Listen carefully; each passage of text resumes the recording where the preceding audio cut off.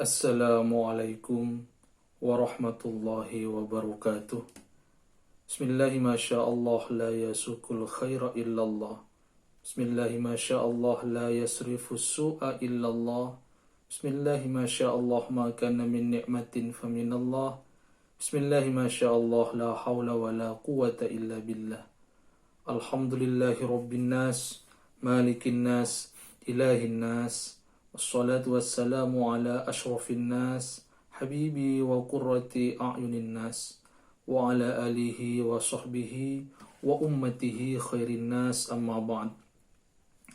Pemirsa yang dirahmati Allah subhanahu wa ta'ala, kelak pada hari kiamat akan ada 3 orang yang di PHP atau 3 orang yang dicuiki oleh Allah subhanahu wa ta'ala. Judul ini sangat menggelikan kalau kita mau merenungkan. Karena jangankan dicuiki atau di PHP oleh Allah subhanahu wa ta'ala, Tuhan semesta alam, di dunia dicuikin oleh sama manusia, dicuikin oleh kekasih, dicuikin oleh suami atau istri atau keluarga, itu sungguh sangat menyakitkan. Apalagi kita dicuiki atau tidak digubris oleh Tuhan semesta alam, yaitu Allah subhanahu wa ta'ala. Tentu kita penasaran, siapa kira-kira 3 orang yang kelak tidak akan digubris atau dicuiki oleh Allah subhanahu wa ta'ala.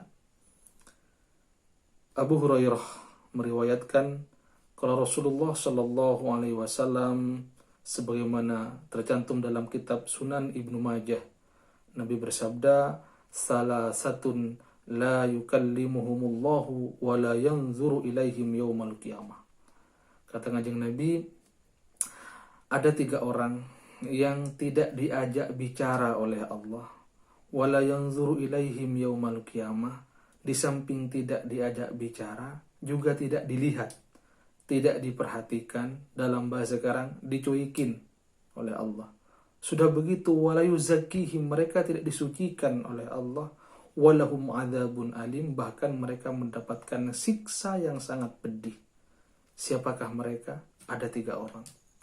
Yang pertama adalah rajulun ala fadli ma'in bil fallah yamna'uhu min ibni sabil, yaitu orang yang mempunyai air yang lebih di bidang pertanian, kemudian ternyata ada seorang musafir yang membutuhkan air tersebut, tetapi dia tidak memberi kepada musafir tersebut. Ini dalam konteks gambaran konteks zaman dahulu ketika masa Nabi, di mana air itu merupakan sesuatu yang langka. Sehingga Nabi mencontohkan kalau ada seorang yang mempunyai kelebihan air di bidang pertanian ketika bertani itu, kemudian ada orang yang membutuhkan kepada air tersebut, tetapi dia tidak memberi kepada orang tersebut, padahal dia punya kelebihan air. Kalau ditarik kepada kesimpulan yang lebih umum, ini menunjukkan atau mencirikan orang yang pelit. Jadi orang yang pelit, sebagaimana contoh dalam kasus air yang lebih ini, kelak tidak akan direken, kata orang Madura, kelak tidak akan dilihat oleh Allah subhanahu wa ta'ala pada hari kiamat. Pemirsa yang dirahmati Allah subhanahu wa ta'ala, yang kedua adalah warajulun bisil'atin ba'dal asri fahalafa billah la akhadha bikadha wa kadha. Seseorang yang melakukan transaksi perdagangan ba'dal asri dalam suatu masa, fahalafa billah la akhadha bikadha wa kadha. Kemudian dia bersumpah atas nama Allah bahwa dia akan melakukan ini dan itu, ini dan itu. Fasaddaqahu, kemudian dia membenarkan terhadap perkataan dan sumpahnya. Wa huwa ala ghairi zalika, padahal orang tersebut tidak demikian. Maksudnya apa? Lagi-lagi adalah sebuah sifat yang tercela, yaitu berbohong. Di mana seseorang ketika melakukan sebuah perdagangan dalam rangka untuk melariskan apa yang dia dagangkan, dia bersumpah ini itu, kemudian dia berjanji ini itu, kemudian dia membenarkan apa yang dia sumpahkan itu, padahal wahuwa ala ghairi zalika, dia tidak sebagaimana yang dia katakan, dia tidak sebagaimana yang dia sumpahkan. Orang seperti ini adalah orang jenis kedua yang kelak pada hari kiamat akan di PHP oleh Allah. Tidak akan dilihat, tidak akan diajak bicara, tidak akan diperhatikan, bahkan dia walahum adzabun alim, akan mendapatkan siksa yang pedih dari Allah Subhanahu wa taala. Pemirsa yang dirahmati Allah Subhanahu wa taala, kemudian yang ketiga atau orang terakhir adalah warajulun baya'a imaman la yubayi'uhu illa lidunya, yaitu seseorang yang mengangkat seorang pemimpin, yang memimpin, yang memilih seorang pimpinan, la yubayi'uhu illa lidunya, yang tidak akan pernah mau memilihnya illa lidunya, kecuali karena ada upah keduniaan. Fa in a'tahu minha wafalahu, kata Kanjeng Nabi.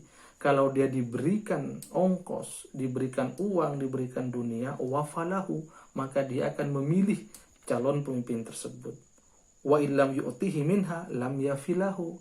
Tetapi kalau dia tidak diberikan ongkos, tidak diberikan uang, tidak diberikan sesuatu, lam yafilahu, maka orang tersebut tidak akan memilih calon tersebut. Inilah konteks yang baru-baru ini sejak pesta demokrasi sudah mulai diterapkan di Indonesia, di mana kita sudah mengenal pemilihan umum. Ada pemilu, ada pilpres, ada pileg, ada pilkada, dan lain sebagainya. Di situ akibat adanya kurang kesadaran dari pelaku politik dan objek politik. Akhirnya terjadilah transaksi money politik. Ini yang dimaksud oleh hadis ini, bahwa seseorang itu tidak akan memilih seorang imam, seorang pemimpin tanpa ada embel-embel dunia. Baik itu berupa harta, berupa uang, atau berupa apa saja yang bersifat duniawi. Artinya pemilih itu tidak mau memilih kepada calon yang bersangkutan kalau tidak ada upahnya. Kalau ada upah, fa in a'tahu minha wa falahu, kata Kanjeng Nabi. Kalau dia diberi upah, baru dia akan memilih. Wa illam yu'tihi minha lam yafilahu.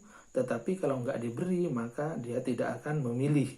Hal inilah yang saat ini kita sadar atau tidak sudah terjadi, di mana seorang pemilih, ya mungkin karena akibatnya perlakuan yang kurang baik daripada pelaku politik, sehingga rakyat pun mulai apatis, rakyat pun mulai antipati, rakyat pun sudah tidak lagi melihat visi misi, tidak lagi melihat program kerja, tidak lagi melihat strategi bagaimana membangun sebuah bangsa, tapi melihat kepada sebesar apa upah yang akan diberikan oleh calon yang bersangkutan kalau memang mau terpilih. Pemirsa yang dirahmati Allah Subhanahu wa taala, sungguh luar biasa Kanjeng Nabi Muhammad SAW jauh sebelum hal ini terjadi ratusan tahun yang lalu, beliau sudah bisa menebak.